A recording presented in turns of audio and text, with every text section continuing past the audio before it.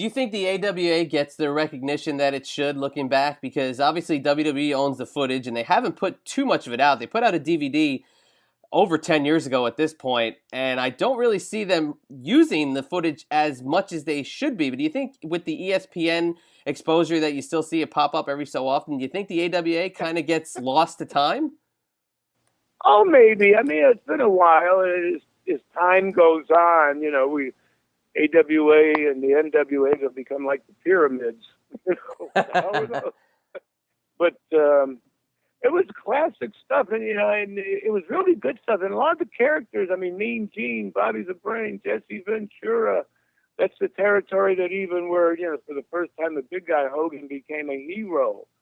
And then went back to the WWF as the Hulk hero. He was kind of made that in the AWA. And Ken Patera, and there was a bunch of Ric Flair started the AWA training up there with Vern.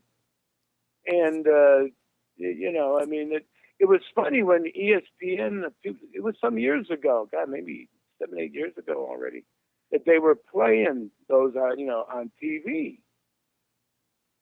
And I remember I was doing some TNA stuff, and they were playing the reruns on ESPN. And I was such an asshole back then.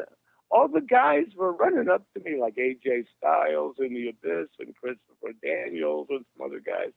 And they'd all run up to me and they go, "How could you do that? How could you be such an asshole?" They couldn't believe it. That's what the business needs, more assholes. Which is great too that you ended up being the savior of WCW. But one more thing about the AWA for me. Do you think Vern kept a really good eye on the business at that point? Do you think he was kind of stuck in his ways, and that maybe had been his biggest downfall in the later years, maybe like the last 2 years of the AWA? Yeah, I mean, Vern was an old school promoter. He was very successful, and the territory worked great. And he really wasn't into the world changing. He was already kind of too old, and in fact, me and some other people were trying to get him to shut the AWA down, 2 or 3 years before it did shut down, because, it just wasn't getting run right. And, his top guy was still Nick Bockwinkel and Greg Gagne. Yeah, I mean, it's like, come on, Vern, but, he was a diehard. And, but finally, the territories just went. But he was just that kind of guy from that era.